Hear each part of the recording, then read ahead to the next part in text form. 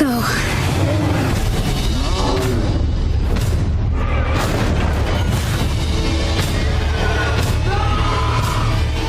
Hey yo, what's up guys? Gimana minggu kalian? Masih kesepian juga?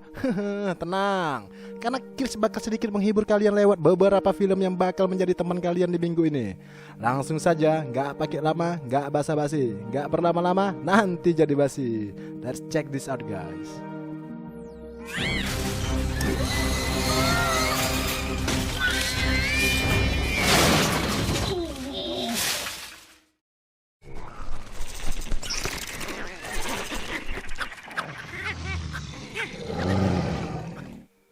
Meskipun film adaptasi kreasi The Cowell ini ditujukan untuk anak kecil, namun faktanya banyak penonton dewasa menikmatinya. Bertema Viking dengan bumbu mitologi dan petualangan ini, visual yang hidup hingga karakter setiap tokoh, terutama Toothless, naga yang menurut Kills mirip dengan kucing peliharaan ini. Dan ceritanya membuat dua film layar lebarnya menarik banyak kalangan. Saat pertama kali rilis di tahun 2010, film ini langsung melejit dan sukses besar.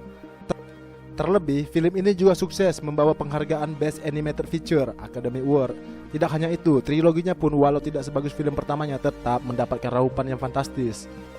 Film ini bertema datar, namun kekuatan terbesar adalah ikatan kuat yang terjalin antara Hiccup dan Toothless yang menjadi roh utama dan inti emosional dalam trilogi ini. Andai kata trilogi ini tetap menyuguhkan formula yang sama, ikatan antara Hiccup dan Toothless gak akan pernah berkembang. Namun yang terjadi sebaliknya, dan itulah yang membuat film ini begitu meninggalkan kesan.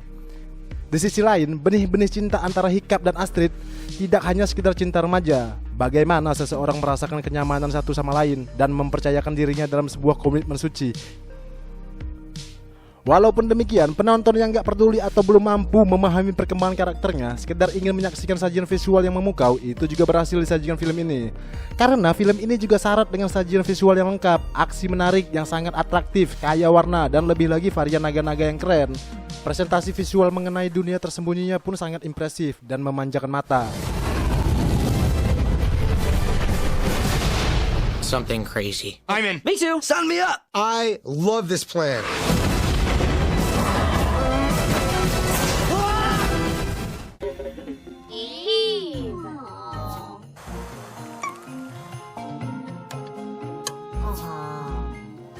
Waste Allocation Load Lifter Earth Class atau yang disingkat Wall-E ialah robot pembersih sampah terakhir di bumi. Tapi selama 700 tahun, Wall-E telah mengembangkan kepribadiannya dan berteman dengan seekor kecoa.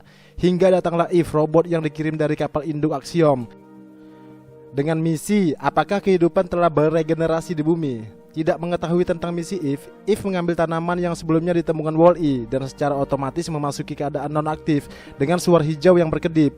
Wall-E tidak mengerti apa yang terjadi pada teman barunya, tetapi setia pada cintanya. Waduh, iya. Melindunginya dari angin, hujan, dan kilat. Dengan tidak adanya respon dari Eve. Guys, ternyata robot juga bisa ngeghosting, menghilang di saat lagi sayang-sayangnya. Singkat cerita, Wall-E sebagai penumpang gelap ke Axiom dengan niat menyelamatkan Eve yang membawa bibit tanaman, membawa risiko bagi kelangsungan hidup mereka berdua karena pilot otomatis yang mengawaki Axiom menantang rekolonisasi bumi.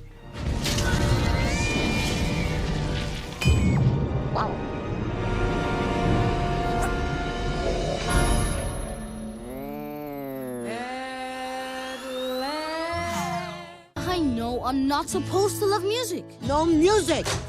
No music.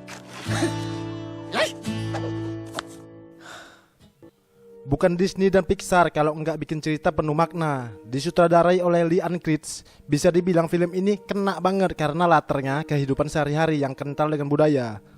Bercerita tentang Miguel, seorang anak laki-laki yang memiliki antusias untuk bermusik.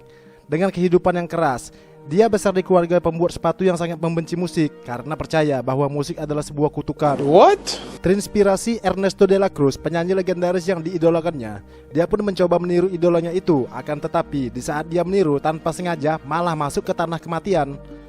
Meski bertema misteri tentang kebudayaan orang meninggal, film ini nggak nunjukin keseraman sama sekali. Kills terkesan dengan visualnya yang menakjubkan. Segalanya dibuat mendetail dan berwarna. Twistnya pun dibikin menarik dan nggak terduga. Audio film ini juga bikin kamu senyum-senyum dan terkesima dengan musik-musik khas Meksiko yang bakal manjain telinga.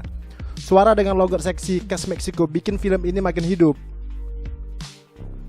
Banyak pesan moral dalam film Coco, momen ketika kalian berpikir tentang orang-orang terkasih yang sudah tiada. Film ini juga menyampaikan pesan bahwa orang meninggal tidak hanya pergi meninggalkan kita, tetapi juga meninggalkan memori yang akan tetap tinggal di hati. Selain itu, banyak pelajaran hidup yang menyentuh mengenai mimpi dan pentingnya keluarga. It's matter more than music. Sorry. Dream. Nothing more or less Than a breathtaking view. Makoto Shinkai dengan mahakarya indah tentang waktu dan takdir. Kira nggak akan spoiler dan banyak jelasin film ini karena bisa membuat kalian banyak kehilangan hal menarik dan hanya cocok untuk kalian nikmati langsung guys. Menceritakan siswa sekolah menengah, Mitsuha dan Taki, orang asing yang menjalani kehidupan terpisah. Tapi suatu malam mereka tiba-tiba bermimpi dan bertukar tempat. Mitsuha terbangun di tubuh Taki dan Taki terbangun di tubuhnya Mitsuha. Kejadian aneh ini terus terjadi. Mereka membangun koneksi dan berkomunikasi dengan meninggalkan catatan, pesan, dan yang lebih penting sebuah jejak. Mereka mencari kesempatan untuk bertemu. Apakah untayan takdir Mitsuha dan Taki cukup kuat untuk menyatukan mereka? Atau akankah kekuatan di luar kendali mereka membuat mereka terpisah selamanya? To tell you that wherever you are in the world, I swear that I'll find you again, no matter what.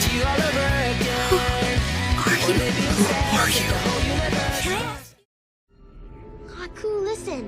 I just remembered something from a long time ago. I think it may help you. Once when I was little, I dropped my shoe into a river.